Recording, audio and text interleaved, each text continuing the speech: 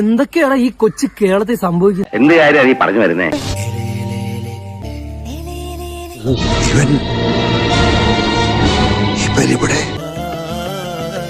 അയ്യോ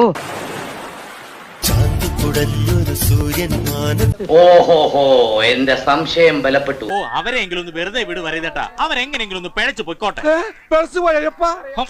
ഇതൊരു അവർ ചെയ്തേക്കുന്ന ഒരു അഭിനയമാണ് അല്ലെ? അത് മനസ്സിലാക്കാൻ ഇവിടെയുള്ള പല ആളുകൾക്കും പറ്റുന്നു. ശാന്തമ്മനെ കുറിച്ച് പറഞ്ഞപ്പോ ഇവനെന്താ ഇത്ര ദണ്ണം? ഇനി ഇവനെങ്ങനെ ഐസ് വിൽക്കാൻ അവിടെ പോയി മണിയിരിക്കണ?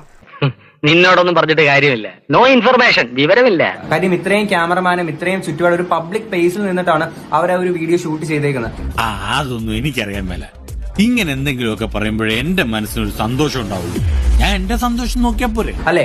ആ ഒരു സാധനത്തിനെ നിങ്ങൾ സുധിച്ചേട്ടൻ ജീവിച്ചിരുന്ന ടൈമിൽ അങ്ങനെ ചെയ്തു, ഇന്ന് അതിനെ വേറൊരു രീതിയിലേക്ക് കൊണ്ടെത്തിക്കുന്ന അങ്ങനത്തെ ഉള്ള കമന്റ്സിന്റെ ഒക്കെ ഒരു ആവശ്യം എന്താണെന്ന് എനിക്ക് മനസ്സിലാവും. ഇത് കണ്ടപ്പോ സുധിച്ചേട്ടനെ പാവം അതൊന്ന് ജീവിച്ചിരുന്ന കാലത്ത് വേറെ ഒരാണിനെ തുടിക്കാതെ കൊണ്ട് നടന്നതല്ലേ? ഇവനെ വല്ല മനസാക്ഷി എന്ന് പറഞ്ഞ സാധനം ഉണ്ടോ? ഈ കമന്റ് ബോക്സിൽ കിടന്ന് ഈ കുറയ്ക്കുന്ന ആൾക്കാര് അവർക്ക് വേണ്ടിട്ട് എന്തെങ്കിലും ഒരു കാര്യം നിങ്ങൾ ആരെങ്കിലും ചെയ്തു? ആരും വിളിച്ചില്ലല്ലോ, എനിക്ക് തോന്നിയതായിരിക്കും. പോട്ടെ. ഒരു വിധവ എന്ന് പറയുമ്പോൾ വെള്ള സാരി ഉടുത്ത് നടക്കുക, മറ്റൊരു പുരുഷനെ അല്ലെങ്കിൽ ഇനിയൊരു വിവാഹം കഴിക്കാതെ നടക്കുക, അല്ലെങ്കിൽ ഈ പറയുന്ന പോലെ മുഖത്തൊരു ഒരു തുള്ളി പൗഡർ പോലും ഇടാതെ, ഒരു ശകലം പോലും മേക്കപ്പ്, മുടി ചീകാതെ, കുളിക്കാതെ, നനയ്ക്കാതെ ഒക്കെ നടക്കണം. ഇങ്ങനെയൊക്കെയാണ് പല ആൾക്കാരുടെ മൈൻഡ് സെറ്റ് എന്നൊക്കെ പറയുന്നത്. ഇതാണ് ഇവിടുത്തെ വ്യവസ്ഥിതി.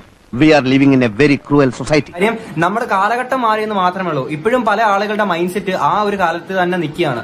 പട്ടിയുടെ വാല് 12 കാലം കൊള്ളിട്ടിട്ട് എന്താ കാര്യം? പട്ടിക്ക് കൂടി തോന്നണ്ടേ അത് നിവർത്തിയെടുക്കണോന്ന്?